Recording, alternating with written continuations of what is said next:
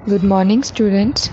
आज हम पाठ्य पुस्तक पाठ 7 निराली पोशाक पढ़ेंगे, जो कि एक हास्य कथा है। इसमें एक गोल मटोल राम होता है, उस पर ये कहानी बनाई गई है। तो हम पढ़ना स्टार्ट करते हैं।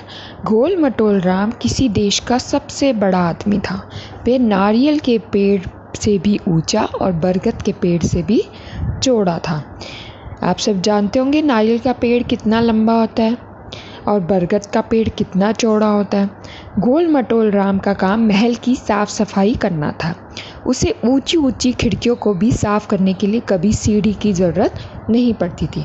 क्यों नहीं पड़ती थी? क्योंकि वो नारियल के पेड़ जैसा लंबा था, तो इसलिए उसको खिड़कियाँ या लंबे लंबे झूमर साफ करने के लिए कभी भी सीढ़ी की ज़रूरत नहीं पड़ती थी।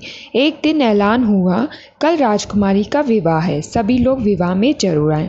वह जिस देश में रहता था उस देश के राजा ने बोला कि कल मेरे यहाँ राजकुमारी का विवाह है, सबको ज़रूर आना है। अब गोल मटोल राम सोचने लगा, राजकुमारी के विवाह में पहनने के लिए मेरे पास भी नए कपड़े होने चाहिए। ऑब्वियसली आप भी सब जाते हैं पार्टीज़ में, मैरिज में, तो आप सबको नए नए कपड़े चाहिए होते हैं। उसी तरह गोल मटोल राम ने भी यही सोचा कि मुझे भी नए कपड़े खरीद लेने चाहिए।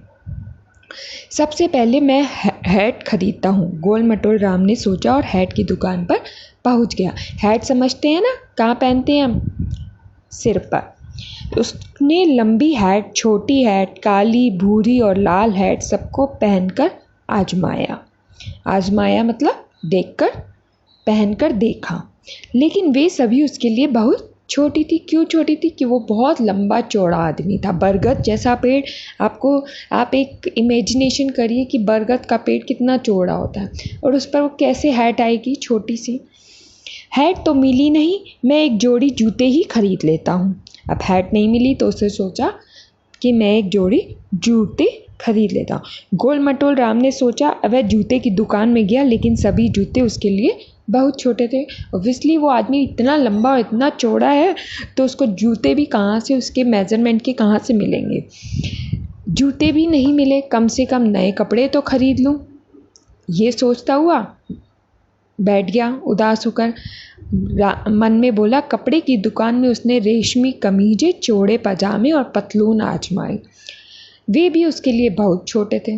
ना लंबा चौड़ा आदमी, नॉर्मल साइज़ के इंसान के कपड़े मिलते हैं दुकान पे, तो उसके कहाँ से मिलेंगे।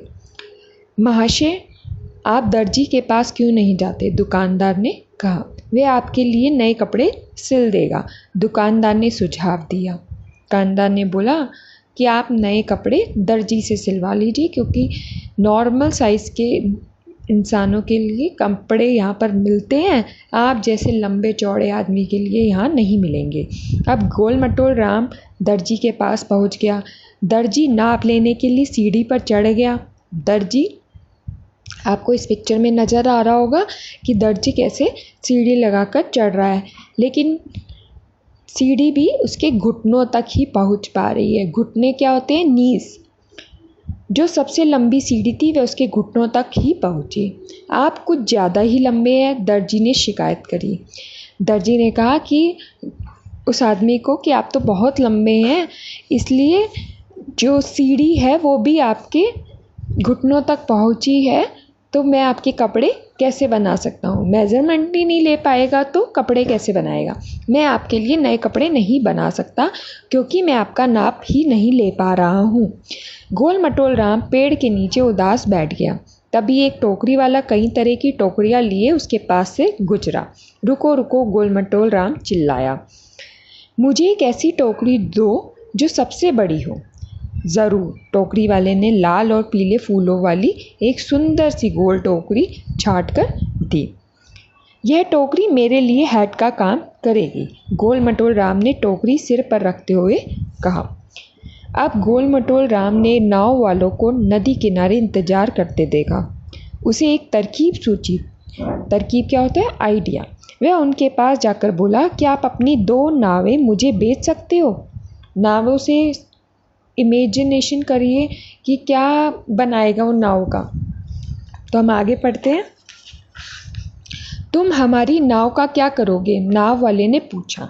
जरा ठहरो और देखो, गोल मटोल राम ने उत्तर दिया। गोल मटोल ने क्या कहा कि ठहरो और देखो मैं तुम्हारी नाव से क्या करता हूँ। उसने अपने पुराने जूते उतार फेंके और पैरों में एक एक नाव पहन ली। बहुत आरामदायक है, वह खुश होकर बोला और नाव वाले से 2 नावें खरीद ली। अब उसे जरूरत थी तो नए कपड़ों की। उसने पंडाल बाबा को देखा जो रंग बिरंगे तंबू बनाकर लगा रहा था। आहा, गोल मटोल राम बोला, क्या आपके पास एक तंबू मिलेगा? तो पंडाल वाले बाबा ने बोला, जरूर। तंबू बनाने वाला बोला और उसे तंबू दे दिया। गोल मटोल राम ने वह तंबू लेकर पहन लिया। कितना खुश था वह। अब वह निराली पोशाक में सबसे अधिक रंग बिरंगा मेहमान था राजकुमारी के विवाह में। अब उसने पोशाक कैसे बनाई? तंबू से। ठीक है, तो अब हमने इस कहानी में पढ़ा कि गोल मटोल राम जो था वो बहुत ही लंबा चौड़ा आदमी था, जिसके ना तो मेज़रमेंट की कपड़े सिल सकते थे, ना ही जूते मिल सकते थे, ना ही उसको हैट मिल सकती थी। लेकिन उसने अपनी सूझबूझ से सारे काम को आसान कर लिया। उसने टोकरी वाले से टोकरियाँ लेकर अपनी हैट बना ली। उसने नाव वाले से नाव लेकर अपने जूते बना लिए। उसने तंबू वाले से तंबू लेकर अपने कपड़ों को बना लिया। तो इससे सिद्ध होता है कि अगर हम सूझबूझ से पेशेंटली अपने दिमाग का इस्तेमाल करके काम करना चाहें तो काम ज़रूर पूरा होता है। तो हमें संदेश मिलता है सूझबूझ से बड़ी परेशानी का भी हल निकाला जा सकता है। अगर आपको इसमें कोई डाउट होता है तो आप मुझसे पूछ सकते हैं। Thank you.